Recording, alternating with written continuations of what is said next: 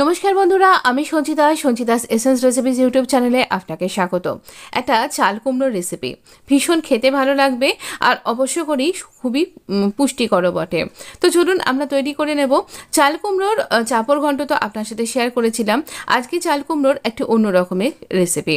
দেখুন, এখানে আমরা কড়াইটা ভালো করে তাতে দিয়ে দিয়েছি, একটু তেল দিয়ে দিলাম। খুব বেশি তেল লাগে না, আমরা মাত্র 1.5 চামচ মতন তেল দিলাম, 2 চামচও দিইনি। এবার আমরা এখানে একটু ফোড়ন দেব। আমরা ফোড়নে দিচ্ছি সামান্য একটুখানি জিরে, নর্মাল সাদা জিরে দিচ্ছি, আর এছাড়া একটুখানি তেজপাতা একটা দিচ্ছি। এতে খুব ভালো গন্ধ হবে আর ভীষণ টেস্টটাও খুব এনহ্যান্স হবে।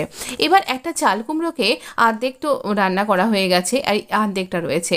এই অর্ধেকটা মানে চাল কুমড়ো অ্যাশকোট, তো এটাকে ভালো করে ছাড়িয়ে আমি এইভাবে গ্রেট করে নিয়েছি।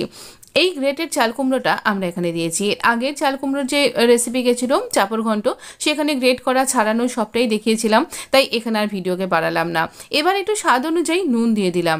এখানে হলুদটা দেয় না, কিন্তু আমার মা বলতেন একটুখানি নুন হলুদ ছাড়া রান্না করতে নেই, গৃহস্থের অকল্যাণ হয়, তাই জন্য সামান্য 1 চিমটি হলুদ দিলাম। তো এখানে একদম রং হবে না বিশেষ একটা, অথচ একটা হলুদ চলে গেল। তো এইরকমভাবে আমরা এটাকে একটুখানি রান্না হতে দেবো। এটা খুব তাড়াতাড়ি রান্না হয়ে যায়। একটা কাঁচা লঙ্কা দিলাম যখন অর্ধেক রান্না হয়ে গেছে, সামান্য একটুখানি আদা গ্রেট করে দিলাম, এতে টেস্টটা খুব ভালো আসবে। তো দেখুন আমার এটা কিন্তু বেশ রান্না হয়ে এসছে। যখন দেখবেন এরকম রান্না হয়ে গেছে, এটা প্রায় সেদ্ধ হয়ে গেছে, তখন বেশ খানিকটা কোকোনাট দিয়ে দিলাম। আপনি কোকোনাট পাউডারও দিতে পারেন, মানে ডেসিকেটেড কোকোনাটও দিতে পারেন।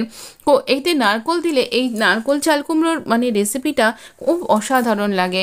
যে কোনো পুজো পার্বণে এই রেসিপিটা মাস্ট ভীষণ ভালো লাগে খেতে। অবশ্যই একবার ট্রাই করতে পারেন।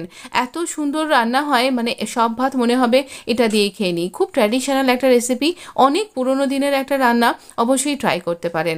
চাপড় ঘন্টার মতোই এর আবেদন অনবদ্য। এই রান্নাটা মিষ্টি মিষ্টি হয়, তাই একটু 2-3 চামচ মতন চিনি এখানে অ্যাড করলাম।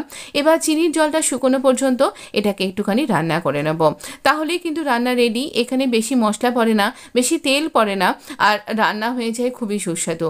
অবশ্য করে গরম ভাতের প্রথম পাতে একটুখানি এটা সার্ভ করাই যায়। আমি এখানে রান্না হয়ে গেছে, সার্ভ করে দিচ্ছি। ওপর থেকে আরেকটু নারকেল ছড়িয়ে দিন, খেতে খুবই ভালো লাগবে। তো অবশ্য করে এই রান্নাটা কবে করছেন জানাতে ভুলবেন না। ভিডিও যদি ইউজফুল মনে হয়, এই ধরনের রান্না যদি আপনি নিয়মিত পেতে চান, তাহলে অবশ্য করে চ্যানেলটা সাবস্ক্রাইব করতে ভুলবেন না। আর এই সামনে আসছে দুর্গাপুজো, তাই পুজোর খাওয়া দাওয়া সিরিজ স্টার্ট হয়ে গেছে, দেখতেও ভুলবেন না। ধন্যবাদ বন্ধু, ভালো থাকবেন, সুস্থ থাকবেন।